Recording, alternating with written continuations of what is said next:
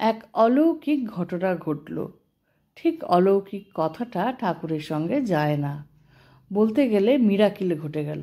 সেরকমই একটি ছোট্ট ঘটনা আজকের ভিডিওটিতে। শ্রী শ্রী ঠাকুর, মা, স্বামীজি, আমার গুরু মহারাজ এবং অন্যান্য মহারাজদের শ্রীচরণে ভক্তিপূর্ণ শতকোটি প্রণাম নিবেদন করে একটি ছোট্ট ভিডিও শুরু করছি। আজকের ভিডিওটিতে পূজ্যপাদ স্বামী বীরেশ্বরানন্দজি এক দিব্য জীবন থেকে স্বামী চৈতন্যানন্দজির লেখা খানিকটা অংশ পাঠ করছি। বেলুর মঠের ট্রেনিং সেন্টারের এক ব্রহ্মচারী কোমর থেকে পা পর্যন্ত সাইটিকা ব্যথায় ভুগছেন। চিকিৎসা চলছে, সে বিছানায় শুয়ে আছে। ব্রহ্মচারীরা পালা করে তার সেবা করত। ট্রেনিং সেন্টারের ব্রহ্মচারীরা প্রতিদিন সন্ধ্যারতির পর পূজ্যপাদ মহারাজকে, প্রভু মহারাজকে প্রণাম করে যেত।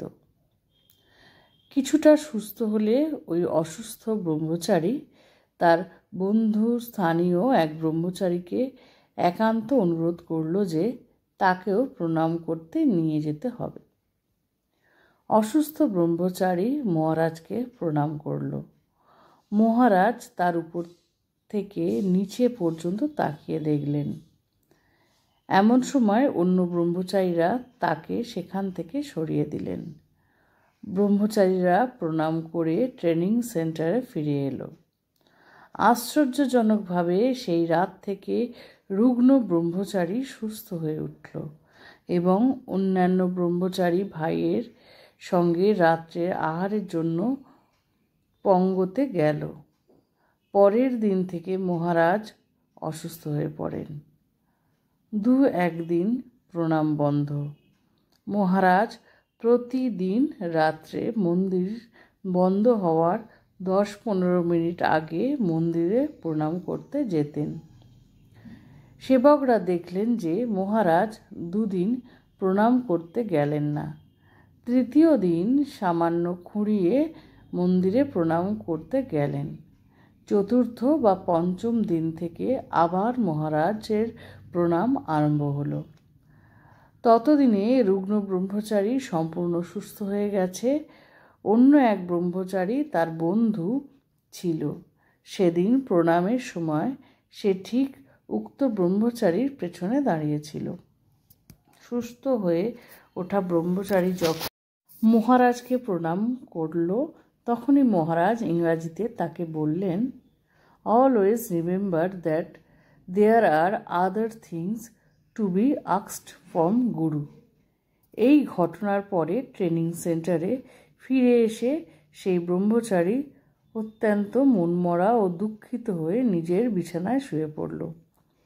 তার অবস্থা দেখে বন্ধুস্থানীয় ব্রহ্মচারী সহানুভূতির স্বরে জিজ্ঞাসা করায় সে জানালো, রুগ্ন হয়ে খাটে শুয়ে শুয়ে সে ভাবছিল যে প্রভু মহারাজ শ্রীমা সারদা দেবীর মন্ত্রশিষ্য আর তার সন্ন্যাসগুরু স্বামী ব্রহ্মানন্দজি মহারাজ।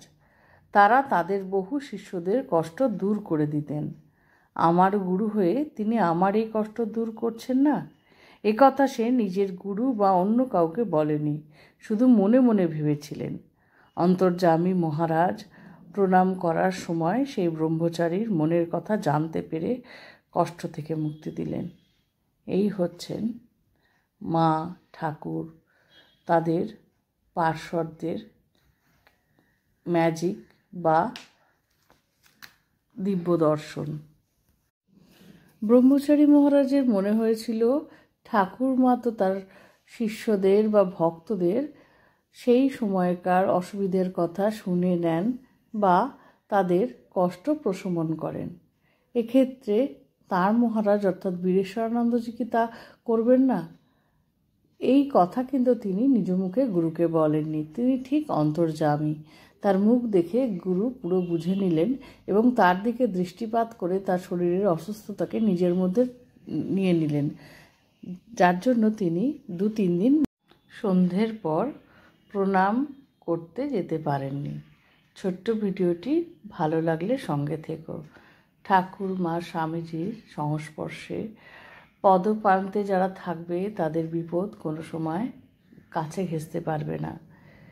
এ তো মহারাজরা বলেই আসেন, এবং মন থেকে যদি ঠাকুরকে বিশ্বাস করা যায় তার উপস্থিতি অনুভব করা যায়। এই বলেই ছোট্ট ভিডিওটা শেষ করলাম।